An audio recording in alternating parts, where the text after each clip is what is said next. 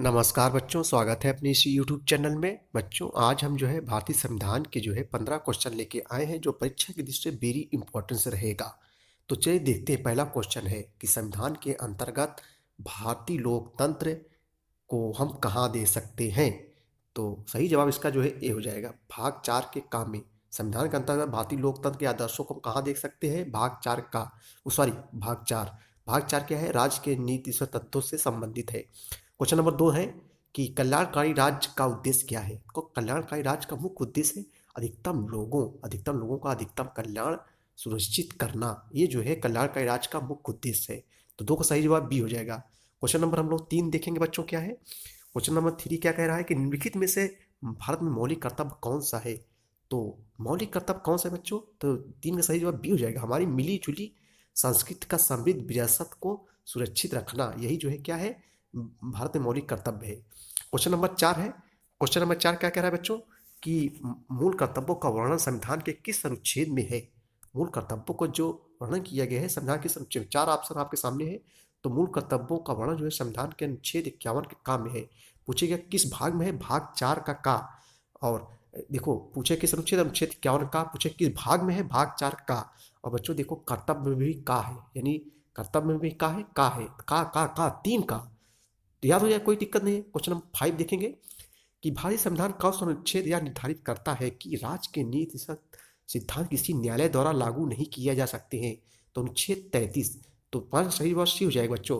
अनुच्छेद 33 क्या कहता है कि राज्य के नीति सिद्धांत किसी न्यायालय द्वारा लागू नहीं किया जा सकते हैं। क्वेश्चन नंबर 6 है, किसने कहा था कि राज्य के नीति तत्व तो ऐसा चेक है जिसे सुविधानुसार अदा किया जा सकता है। 4 ऑप्शन आपके सामने बच्चों, बताना है कि किसने कहा था कि राज्य के नीति तत्व ऐसा चेक है जिसे सुविधानुसार अदा किया जा सकता है। तो केटी शाह ने कहा था। तो अच्छा का सही जवाब सी हो जाएगा। क्वेश्चन नंबर 7 देखेंगे हम लोग कि समान नागरिक संहिता किस राज्य में लागू है। यानी समान नागरिक संहिता भारत के किस राज्य में लागू है? 4 ऑप्शन। तो समान नागरिक संहिता ये भारत के गोवा राज्य में लागू है बच्चों। तो 7 का सही जवाब सी हो जाएगा। क्वेश्चन नंबर 8 देखेंगे कि भारतीय संविधान किस अनुच्छेद में समान न्याय एवं निःशुल्क विविध सहायता का प्रावधान है।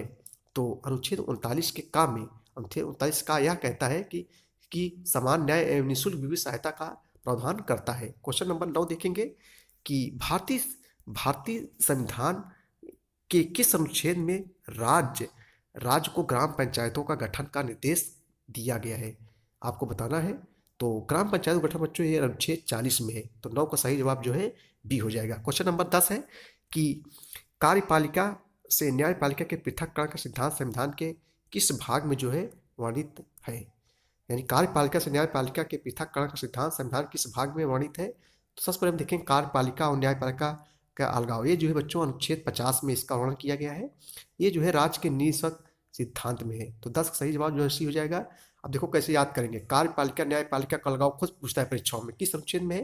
देखो 100 होता है ना, 100 का आधा क्या होता है? 100 का आधा होता है 50, यानी 50 100 से अलग हो रहा है, यानी अलगाव हो रहा है, पृथक हो रहा है। तो कार्यपालिका और न्यायपालिका का अलगाव किस अनुच्छेद में है? अनुच्छेद 50 में है।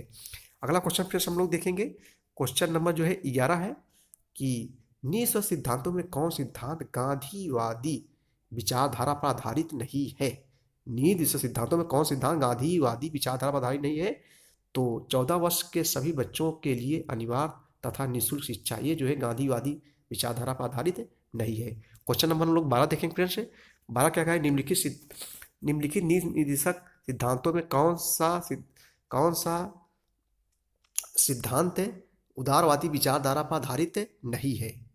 यानी निम्नलिखित नीति सिद्धांतों में कौन सा सिद्धांत, यहाँ सिद्धांत होना चाहिए, सिद्धांत उदारवादी विचारधारा पर आधारित नहीं है। 4 ऑप्शन आपके सामने है। तो इसका सही जवाब फ्रेंड्स हो जाएगा उपयुक्त में से कोई गलत नहीं है, सही हो गया।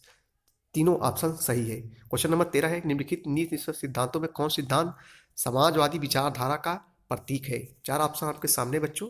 निम्नलिखित नीति सिद्धांतों कौन सिद्धांत समाजवादी विचारधारा का प्रतीक है। तो सभी का जीवन निर्वाह का उपयुक्त साधन प्रदान करना। बी है संपत्ति तथा उत्पादन के साधनों का कुछ लोगों में संकेंद्रण को रोकना तथा उनका न्याय संगत वितरण सुनिश्चित करना। और सी है कि कार्य को न्याय संगत और मनोवित्त दशाओं तथा प्रसूति सहायता का प्रावधान। उपयुक्त सभी हो जाएगा, डी हो जाएगा फ्रेंड्स, उपयुक्त सही हो जाएगा। क्वेश्चन नंबर 14 है कि मौलिक कर्तव्यों का समुच्चय सदैव अंग होता है किसका? 4 ऑप्शन आपके सामने है। मौलिक कर्तव्यों का समुच्चय सदैव अंग होता है, ये समाजवादी संविधान को होता है। तो फिर 14 का सही जवाब सी हो जाएगा। लास्ट क्वेश्चन देखेंगे आज का हम जो है, क्वेश्चन नंबर 15 है कि भारत के प्रत्येक नागरिकों को यह कर्तव्य होगा कि वह प्राकृतिक पर्यावरण का संरक्षण एवं सुधार करे, यह भारतीय संविधान के किस अनुच्छेद में है? तो बच्चों यह जो है भारतीय संविधान के अनुच्छेद 48 के काम में है। तो फ्रेंड्स आज का ये था जो है 15 क्वेश्चन। यदि वीडियो आप पसंद है हो